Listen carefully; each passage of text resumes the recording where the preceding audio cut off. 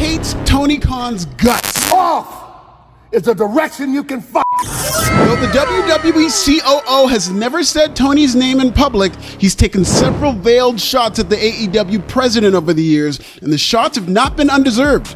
Khan, owner of the rival AEW, has been a thorn in Triple H's side. Take a look. Khan has signed away key WWE free agents, lashed out at Triple H on Twitter, and he even beat Triple H head-to-head in a wrestling war, almost costing him everything. You took everything! I've been covering the WWE versus AEW rivalry on Forbes since day one, and today we're going to talk about what started this beef, how Khan made Triple H's shit list, and why the game is enjoying sweet revenge against Tony Khan and AEW in a new and improved WWE. Don't forget to subscribe in Swahili. Triple H's rivalry with Tony Khan and AEW started immediately, as the first shot heard around the world wasn't aimed at Vince McMahon, but rather Paul Triple H Levesque. In one of AEW's most pivotal moments, setting the tone for an ugly tribal war that mostly exists on social media. Let's go! Former AEW star and EVP Cody Rhodes smashed a metaphorical throne with a sledgehammer at AEW's first event, Double or Nothing. Rhodes has spoken about the incident in numerous interviews. When Ariel Helwani asked if he regrets smashing the throne, Rhodes said, quote, "Hell no. No. Because that's what Triple H would have done." And Rhodes is right. Triple H began his ascent to the main event by pulling up to a WCW Nitro taping in Virginia, flanked by members of Degeneration X. All is fair in love and war. So for Tony Khan to book an angle where Rhodes smashed a Triple H throne with Triple H's signature sledgehammer signaled the start to a wrestling war that everybody saw coming. Because if WWE is your competition, there's no way you can exist peacefully. AEW had to fire the first shot. So here's our answer when it comes to your... Yeah, you shut your mouth right now, boy. Rhodes recently addressed the smashing of the throne on Raw. Nobody reacted because most wrestling fans don't watch AEW, no way. But the point is, that moment remains important enough to make it into WWE canon. Hell, many conspiracy theorists suggest Triple H was behind Cody Rhodes' shocking WrestleMania loss as payback for the sledgehammer spot. I'm not one of them, by the way. Anybody who knows the fabric of WWE knows they were not going to take this lying down. Triple H mocked AEW during the 2019 WWE Hall of Fame alongside AEW star on loan Billy Gunn, who was being inducted as part of DX. During the induction, Triple H called the promotion a pissant company. Let's be honest, he will buy that pissant company just to fire you again. Later on that year, WWE responded to AEW's television debut by airing WWE NXT on the USA Network in 2019, just 2 weeks before AEW Dynamite was set to go live on TNT. Because this was designed to be a kill shot to AEW. A directive from the Sith Lord Vince McMahon to Darth Hunter. I will finish what you started. WWE had all the talent, resources, and production value to make this into another quick massacre of an opponent. The way they ousted TNA from Monday nights. The way they ultimately killed WCW. But none of that happened. Despite WWE's 2-week head start and every advantage imaginable in a televised war, AEW was just too hot to be denied. AEW had built an authentic connection with its fan base through the web series Being the Elite. All of a sudden, the aggressively corporate WWE was having trouble smashing a fierce army of pissants with a sledgehammer. As good as NXT was in the 2020s, WWE's main product, led by an increasingly senile Vince McMahon, had been booked so terribly it led to WWE fans defecting to AEW. Also, AEW Dynamite was just better. Though WWE had the advantage in resources, NXT was WWE's third show, while Dynamite was AEW's flagship, one that featured an amalgamation of popular stars from the indies and international wrestling promotions. NXT was trying to combat AEW's product with that same super indie aesthetic, but it wasn't nearly as effective. AEW beat NXT handily in the Wednesday Night Wars, beating NXT head-to-head in 63 weeks compared to the 10 wins by the WWE upstart. I can't believe you committed suicide. I cannot believe you committed suicide. How could you have done this? How could you have committed suicide? I can't help you out of this one, Jim. NXT was forced to move to Tuesday nights, and all three H's in Triple H stood for humiliation. Vince McMahon blamed Triple H for the embarrassing nationally televised loss. With NXT on Tuesday nights, Vince McMahon took over the product, stripping Triple H of his powers and leaving him out in the cold in Stamford. As Triple H dealt with both corporate and health struggles, Vince McMahon went from making WWE worse to making both WWE and NXT worse. Vince no longer had the Midas touch. He had the Murphy's touch, where everything he touched went wrong, or sued him for millions of dollars.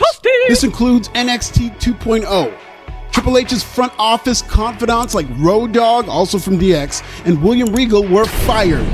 Vince's ruthless axing of Triple H's staff was symbolic to AEW smashing Triple H's throne on pay-per-view, all while Tony Khan was sitting in the catbird seat. At WWE to sign top star Bryan Danielson, formerly known as Daniel Bryan, and even former NXT World Champion Adam Cole, both of whom debuted the same night at AEW All Out 2021. AEW appeared to be on top of the world, while Triple H was down in the dumps. With the rise of one wrestling promotion, led by one little Nepo baby, Triple H had gone from WWE's golden boy and heir apparent to Paul on the third floor, a mere figurehead. Triple H was down bad, with zero path to the top. That was until Vince McMahon got in trouble for his dick. In July of 2022, Vince McMahon was forced out of WWE due to sexual misconduct, only to return to the company and be forced out of WWE for sexual misconduct again in January 2024. Vince followed a rich tradition of powerful white men allegedly touching, grabbing, and groping their way to the top before being forced out of the businesses they built. It also opened the door for Triple H's unlikely return to power in WWE. To illustrate just how unlikely this was, it took two Vince McMahon sex scandals and two separate corporate outings of Vince McMahon for Triple H to become WWE's booker. Because in America, the creepy white guy has to work twice as hard to get half as punished. In fact, in an alternate universe, one where Vince McMahon actually paid the hush money he was owed, we could still be in a dystopian WWE where AEW was still the dominant pro wrestling company. The Vince McMahon story is horrible. I have a whole playlist about it here if you dare. But the silver lining of Vince's firing was that WWE immediately became a better product with Triple H in charge. AEW no longer felt like an alternative to an out-of-touch promotion ran by an alleged predator. Now the playing field was leveled with Triple H in charge, and his style of long-term booking kicked AEW's ass. AEW's free agents created a wave of momentum at first, but it quickly became apparent that AEW was a directionless promotion interested in booking random wrestling matches with no storylines for a niche audience. NXT lost to AEW trying to compete with a similar style, but WWE's sleeping giant woke up by creating better characters like Rhea Ripley, Sami Zayn, and the defected Cody Rhodes. Let's go, Cody! Whoa! WWE also had better storylines, anchored by the greatest storylines it ever told, existing in concert with one another, because Roman Reigns and the Bloodline served as antagonists for Cody Rhodes finishing his own story. Starting with the Triple H era, and admittedly a little Vince residue. Okay, I don't mean it like that. WWE was cinema, and AEW was a Rocky Horror Picture Show. It's cool and artsy when you get drunk and watch with your friends, but nobody remembers what happened by the time you wake up the next morning, because there was never any real story. Just a bunch of oiled up adults doing the flippy flippy, divey divey, catchy catchy, worky worky, with not a lot of talky talky and booky booky. Though AEW beat NXT in a rare Tuesday night head-to-head showdown in 2022, that would be the last time AEW beat WWE head-to-head in a ratings war. As the walls continued to close in on AEW, Tony Twitterfingers felt the heat and had an all-out meltdown on Twitter in 2023. Well, well, well. How the turntables... Just days before another rare Tuesday Night War against a new and improved NXT. Khan whined and cried on the Bird app, calling Triple H and Shawn Michaels bald assholes. Triple H responded coyly by going on a rare tweet storm of his own to promote NXT, without saying Tony's name directly. With Triple H the unquestioned leader of WWE, this war became personal. Triple H was scarred by the career genocide AEW inflicted upon him years ago, and he responded by loading up WWE NXT with John Cena, Cody Rhodes, The Undertaker. I'm gonna have a panic attack and I'm gonna leave. Paul Heyman, and a cast of A-list stars for an all-hands-on-deck NXT.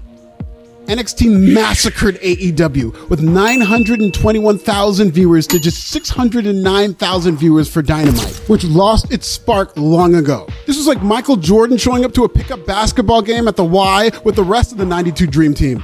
Triple H continued to take shots at AEW, including a comment in Cody Rhodes' documentary calling AEW a secondary promotion. Triple H most recently flamed Tony Khan at the Royal Rumble press conference, where he called Khan's Forbidden Door term stupid and silly. With WrestleMania season fully intact, Triple H and WWE continue to dominate pro wrestling headlines and even stole a few free agents from Khan, including Rhodes, Jade Cargill, Brian Pillman Jr., and CM Punk. Triple H even finagled William Regal while he was still under contract with AEW. And how could we forget about Shawn Spears? Real game changer, that guy. Tell me when I'm telling lies.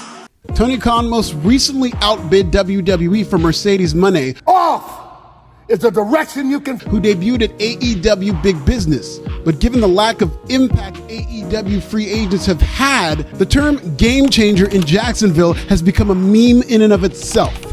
Triple H went from odd man out to head honky in charge, and Tony Khan is left trying to pick up the pieces. If Tony Khan wants to bring AEW back to where it once was, he'll need to focus less on getting under Triple H's skin and more on getting over as a wrestling TV show. Check out this playlist on Tony Khan and subscribe. Will AEW make a comeback in the National Wrestling Wars? Tell me in the comments!